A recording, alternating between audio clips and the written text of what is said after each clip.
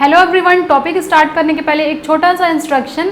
SSC JEE के लिए best books और टेस्ट सीरीज़ का लिंक मैंने डिस्क्रिप्शन में दे दिया है, प्लीज़ चेक इट। अब हम टॉपिक स्टार्ट करते हैं। फ्रेंड्स, हम EMF equation of a DC generator derive कर चुके हैं ऑलरेडी, और एक एक स्टेप आपको अच्छे से देखना है क्योंकि मेंस के लिए इंपॉर्टेंट हो जाता है डेरिवेशन और न्यूमेरिकल। उस पर बेसिस कुछ फार्मूला देता है और आपको फार्मूला बेस्ड क्वेश्चन पूछता है, डेटा दिया रहता है, आपको कैलकुलेट करना रहता है। एमसीक्यूज देखिए, क्वेश्चन मैंने कुछ लिया हुआ है, सिमिलर टाइप का क्वेश्चन आपको देखने को मिलेगा वन डे एग्जामिनेशन में।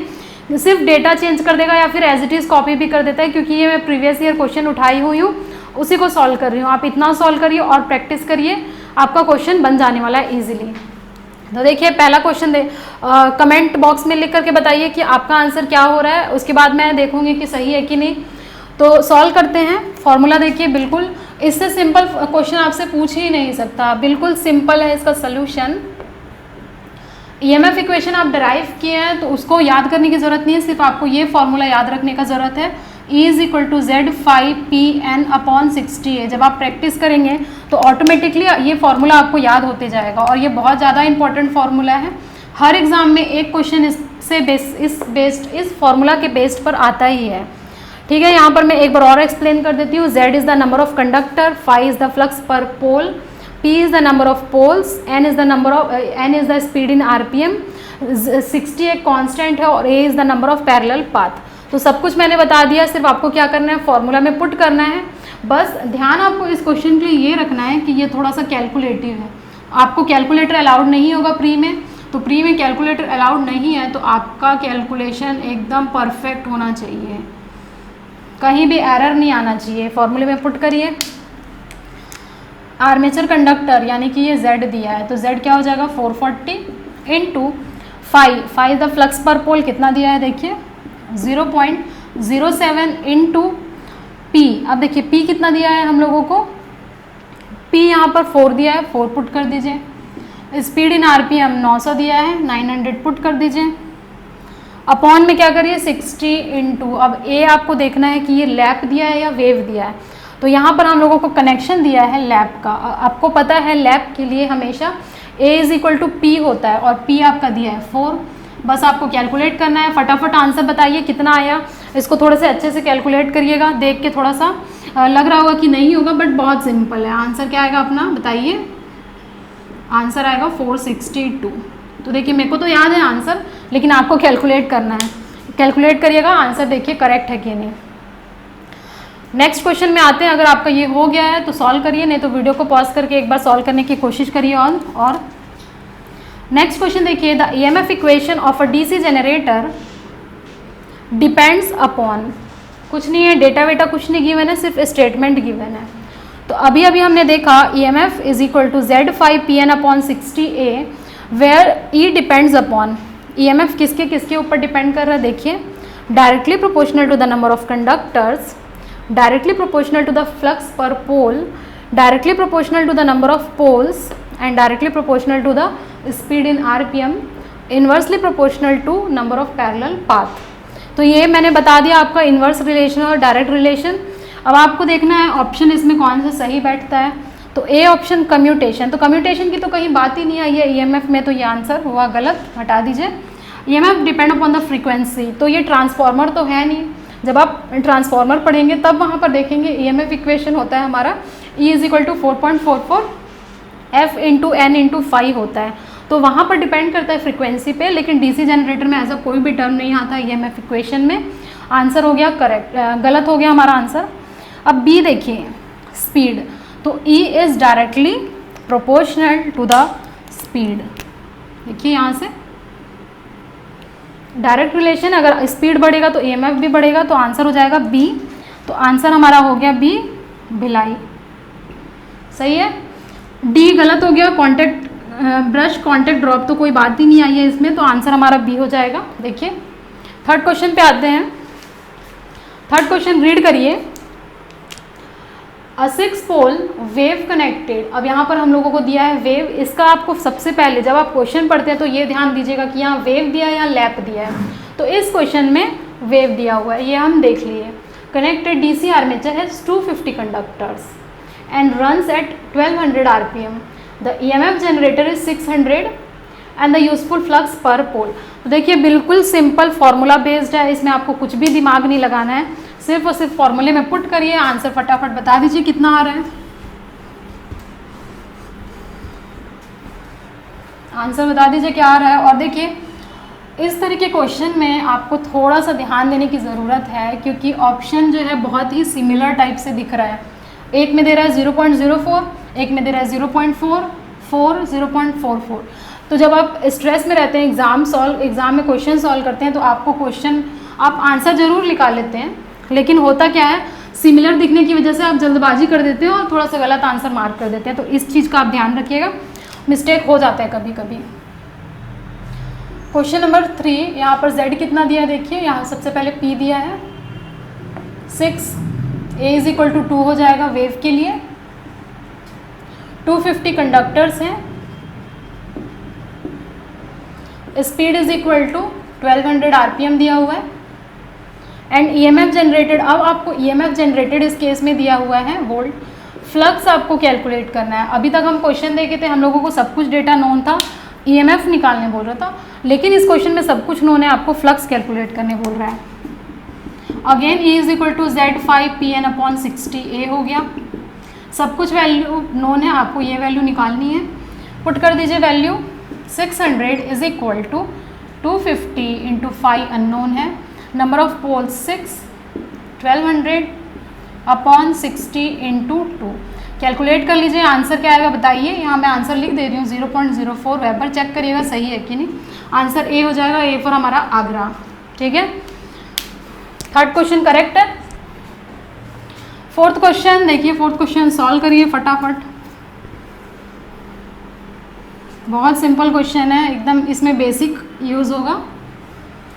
देखिए यहाँ पर वेबर, ठीक है, तो मैं यहाँ पर भी सॉल्व कर रही हूँ नॉर्मली, तो भी मैं यहाँ यूनिट लिख रही हूँ, तो ये यूनिट आपको ज़रूर ध्यान रखना है। 0.04 अगर आप लिखते हैं तो उसका कोई मीनिंग नहीं होता है, यूनिट याद रखिएगा। ये बेसिक इलेक्ट्रिकल जब आप पढ़ेंगे तब उसमें एक एक जो क्वांटिटी रहती है उसका यूनिट आपके लिए बहुत इंपॉर्टेंट हो जाता है। यहाँ पर हमारा फ्लक्स का यूनिट होता है वेबर, ठीक है, तो इसको ध्यान रखिए। प्लस आपको मेंस के लिए, जब आप मेंस का आंसर राइटिंग लिखेंगे तब वहाँ पर जब आप फाइनल आंसर निकालेंगे वहाँ पर रिक्वायरमेंट होती है यूनिट्स की। अगर आप ऐसे ही लिख देंगे 5 इज इक्वल टू 0.04, मार्क्स ज़रूर मिलेगा, फुल मार्क्स नहीं मिलेगा, यूनिट ज़रूरी है लिखना मेंस में। तो मेंस की बात मैं करूँगी आगे आगे, और क्या क्या क्वेश्चन आते हैं वो भी सब डील करूँगी। अभी आप देखिए प्री के लिए क्या इंपॉर्टेंट है आपका MCQs। फोर्थ क्वेश्चन देख लेते हैं, अभी तक हो जाना चाहिए सब लोगों का। अब आप सोच रहे हैं इसका ऑप्शन कहाँ गया, ऑप्शन ढूंढ रहे होंगे, नहीं दिख रहा होगा। ज़रूरी थोड़ी है हर क्वेश्चन में ऑप्शन देना है, वैसे निकालिए, वैसे सॉल्व करके बताइए आंसर कितना आ रहा है। P इज इक्वल टू हो गया हमारा 4 गिवन है, देखिए यहाँ पर। A 4 pole generator is running at 1200 RPM, N is equal to 1200 RPM हो गया। The frequency and time period of EMF generated, यानी कि आपको F निकालना है और कैपिटल T निकालना है। इसमें क्या फॉर्मूला लगेगा वो थोड़ा सा सोचिए, बहुत सिंपल है, आपने पढ़ा होगा कहीं, speed is equal to 120F/P। तो जब आप सिंक्रोनस मशीन पढ़ रहे होंगे तब आप देख रहे होंगे ये फॉर्मूला, और इंडक्शन में भी आप पढ़ रहे होंगे 120F/P। तो ये फॉर्मूला यहाँ पर है, और ये DC मशीन का क्वेश्चन है। देखिए DC जनरेटर आपको दिया हुआ है, तो ये आप सोच रहे होंगे कि यहाँ AC का फॉर्मूला मैं क्यों यूज़ कर रही हूँ, 120F/P क्यों यूज़ कर रही हूँ, क्योंकि जो हमारा EMF जनरेट होता है वो AC नेचर का होता है, AC नेचर का होता है। उसके बाद आपको क्या यूज़ करना पड़ता है फ्रेंड्स, इसके बाद आप एक रेक्टिफायर यूज़ करते हैं, तब आप कन्वर्ट करते हैं AC टू DC में। तो रेक्टिफायर हमारा, अब देख लीजिए जनरेटर में एक DC जनरेटर है, उसमें एक रेक्टिफायर यूज़ किया जाता है और वो कम्यूटेटर करता है। तो commutator act as a rectifier in a DC generator. तो यहाँ से एक नया क्वेश्चन आपके लिए बन गया और बहुत इंपॉर्टेंट है। फिर से मैं स्टेटमेंट बोल रही हूँ, in a DC generator the commutator act as a rectifier, और रेक्टिफायर क्या होता है, which converts AC into DC। तो ये पॉइंट आप नोट कर लीजिए। अब कुछ नहीं है, यहाँ पर आपको N पता है, देखिए P पता है 120 तो कांस्टेंट है, F निकाल लीजिए कितना हो रहा है, F is equal to NP/120। Put करिए 120, 1200 दिया हुआ है, P कितना दिया है 4, अपॉन 120, तो ये हो गया 10 और ये हो गया 40, तो ये हो गया 40 हर्ट्ज। तो अब बताइए इसमें ऑप्शन की क्या रिक्वायरमेंट थी, कुछ भी नहीं, सिंपल है।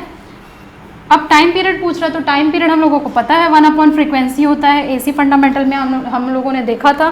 Time period is equal to 1 upon F is equal to 1 upon 40। तो जब आप सॉल्व करेंगे तो 0.025 सेकेंड्स आपका आंसर आ जाएगा। तो अगर आपको ऑप्शन नहीं भी दिया है तो भी आपको सॉल्व करते हुए आना चाहिए। जो भी छोटा छोटा फॉर्मूला है उसको नोट डाउन कर लीजिए, और उसका ये फॉर्मूले का यहाँ पर क्या रिक्वायरमेंट था वो भी मैंने आपको एक्सप्लेन कर दिया है। अब आते हैं हमारे 5th क्वेश्चन में। आइए 5th क्वेश्चन देखते हैं। 5th क्वेश्चन रीड करिए और बताइए कितना आंसर आपका आ रहा है। A lap wound generator has generated voltage of 150 volt. यहाँ पर आपको लैप वाइंडिंग दिया है और उसके अलावा आपको जनरेटेड वोल्टेज 150 वोल्ट दिया हुआ है, 150 volt. If the number of poles are tripled, अब यहाँ पर क्या कर रहा है, ट्रिपल कर रहा है नंबर ऑफ पोल्स को, then its generated voltage is. तो इस टाइप का क्वेश्चन हम लोगों ने देखा हुआ है। देखिए क्या हो जाएगा इसका सोल्यूशन। पहले केस में हमारा P ओल्ड दिया हुआ है, देखिए नंबर ऑफ पोल्स P हो गया। नया कंडीशन दिया है कि इसको ट्रिपल कर दे रहे हैं, ये हमारा नया कंडीशन दिया है। तो जैसा कि देखिए लैप वाइंडिंग में हमने डिस्कस किया था, लैप वाउंड में A is equal to P होता है, number of parallel path is equal to number of poles होते हैं। EMF इक्वेशन क्या हो जाएगा, देखिए Z5PN/60 है।